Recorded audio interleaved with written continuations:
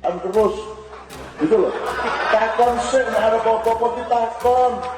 Arep mindah wong semono kae takon sih.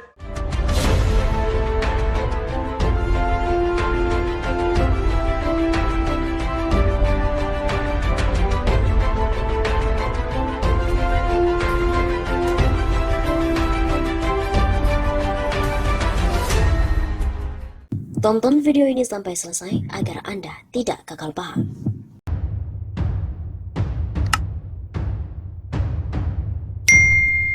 Halo Sobat 651 Safa, kembali lagi bersama dengan kami untuk mengulas fakta-fakta perpolitikan dan juga informasi terkini di tanah air. Berita kali ini datang terkait dengan pemindahan ibu kota negara baru. Cak Nun murka ke Jokowi gara-gara ini. Jangan pencitraan terus. Cak Nun murka ke Jokowi gara-gara ini. Jangan pencitraan terus. Cendekiawan MH Ainun Najib alias Cak Nun turut mengkritik pemindahan ibu kota negara baru atau IKN. Rekaman yang memperlihatkan kritikan pedas dari Cak Nun tersebut beredar luas di jejaring media sosial.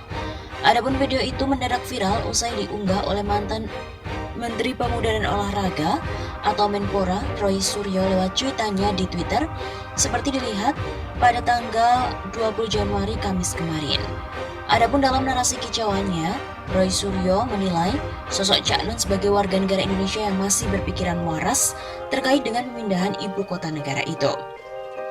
Inilah pemikiran warga negara yang masih waras, memindahkan ibu kota negara Indonesia haruslah komprehensif, meliputi masukan-masukan dari Sabang sampai Merauke, demokratis, dengan menerima aspirasi berbagai suku, agama, dan heterogenitas masyarakatnya yang ada, bukan seperti mikir satu kecamatan ambiar.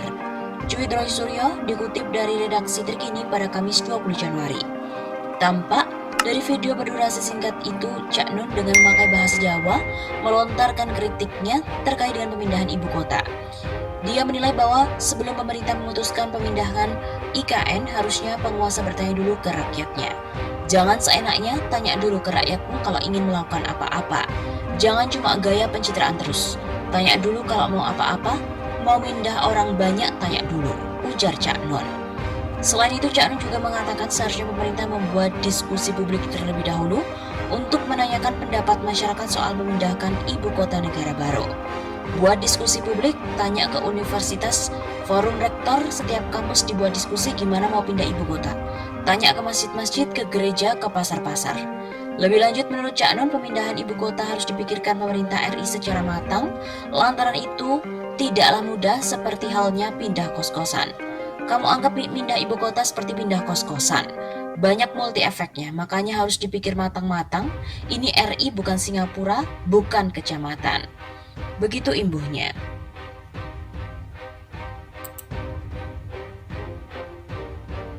Persoalan pindah ibu kota negara baru memang tengah menjadi sorotan publik.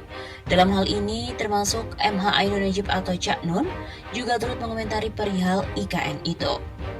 Pada video yang diunggah di akun Instagram @majeliskopi08, Cak Nun menyayangkan kurang adanya diskusi publik persoalan perpindahan ibu kota. Takonse nek arep opo-opo kita konse. Artinya tanya dulu kalau mau buat keputusan itu, nanya dulu. Mau mindahin orang sebanyak itu tanya dulu, ujar Cak Nun dalam sebuah video. Bikin diskusi publik, nanya ke universitas, forum rektor di setiap kampus disuruh diskusi. Gimana ya kalau pindah ibu kota? Ia juga menyatakan bahwa seharusnya pemerintah menanyakan perihal perpindahan IKN ke seluruh lapisan masyarakat. Mulai dari bertanya pada para akademisi, pemuka agama, rumah ibadah, rakyat di pasar, dan lain sebagainya. Sebab menurutnya memindahkan ibu kota adalah sebuah keputusan besar. Perasaanmu pindah ibu kota kayak pindah kos. Begitu banyak multi efek yang akan ditimbulkan dan harus kita hitung sematang-matangnya. Ini Republik Indonesia bukan Singapura, bukan sebuah kecamatan. Video Cak Nun itu pun tentu mendapatkan berbagai respon dari warganet. Ini Republik Indonesia, bukan Singapura, dan ini bukan kecamatan. Mantep Cak Nun. Komentar warganet. Mereka suruh pindah sendiri aja, yang lain gak usah. Imbuh lainnya. Saya setuju dengan yang disampaikan Cak Nun, tulis warganet di kolom komentar. Duh, berasa pindah kos ya? Timpal lainnya. Sebelumnya DPR resmi menyetujui RUU tentang IKN menjadi undang-undang dalam rapat paripurna DPR RI ke-13 masa persidangan 3 tahun sidang 2021-2022 pada hari Selasa 18 Januari. Dengan begitu proses pemindahan ibu kota dari Jakarta ke Kalimantan Timur bisa dilaksanakan.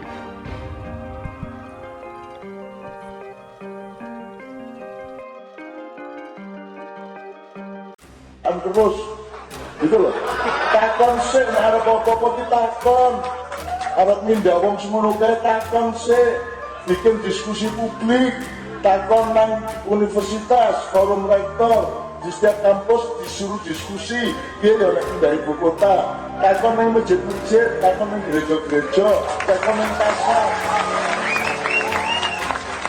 Cuman kamu pindah ibu kota itu kayak pindah kos mungkin. Begitu banyak multi efek yang akan ditimbulkannya dan harus kita hitung sematang-matangnya. Ini Republik Indonesia bukan Singapura, bukan sebuah kecamatan. Rencana Ibu Kota Negara Baru di bawah payung RUU Ibu Kota Negara Baru atau RUU IKN dinilai oleh banyak kalangan menyimpan agenda kotor, terutama saat mengkaji substansi dalam RUU IKN tersebut. Kekhawatiran terjadinya kasus BLBI BPPN, negara menguasai aset BLBI atau Bantuan Likuiditas Bank Indonesia melalui BPPN, lalu aset-aset itu dijual kembali ke konsorsium asing dan swasta dengan harga di bawah harga pasar. Seolah membaca ke arah mana penjualan aset-aset negara di Ibu Kota DKI Jakarta pasca Ibu Kota Negara Baru. Di sisi lain, apa dan bagaimana kajian holistik tempat IKN baru dan apa motif politik dan juga ekonomi di balik rencana Ibu Kota Negara Baru. Sebelumnya, anggota DPR RI Fadlizon pernah membeberkan hal mengejutkan yang kerap dilupakan publik soal rencana pemindahan ibu kota. Hal tersebut diungkapkan oleh politikus Partai Gerindra tersebut melalui sebuah video yang tayang di kanal YouTube Fadlizon Official pada 20 Oktober 2021. Fadlizon belak-belakan mengungkapkan ada hal yang lebih penting mendapatkan sorotan ketimbang pertanyaan soal apakah ibu kota negara benar-benar bisa dipindahkan ataupun tidak. Hal tersebut disadari oleh Fadlizon setelah mempelajari lebih jauh rancangan undang-undang pemindahan ibu kota negara atau RUU IKN. Sesudah saya pelajari lebih jauh, pertanyaan yang tepat adalah kemana dan kepada siapa pemerintah akan memberikan aset-aset negara yang ada di Jakarta dan sekitarnya.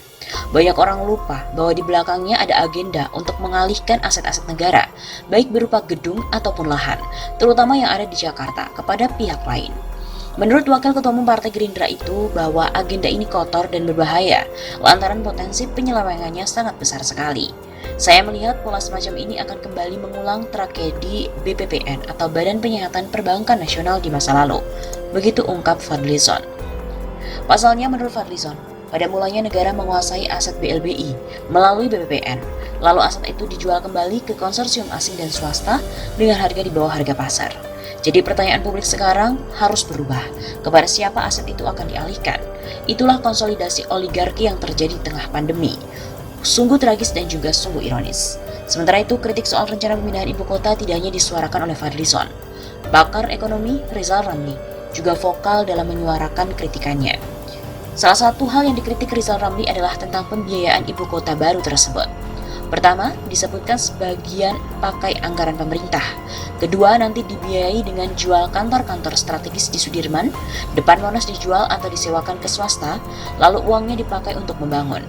Jelas Rizal Ramli pada Oktober 2021 silam.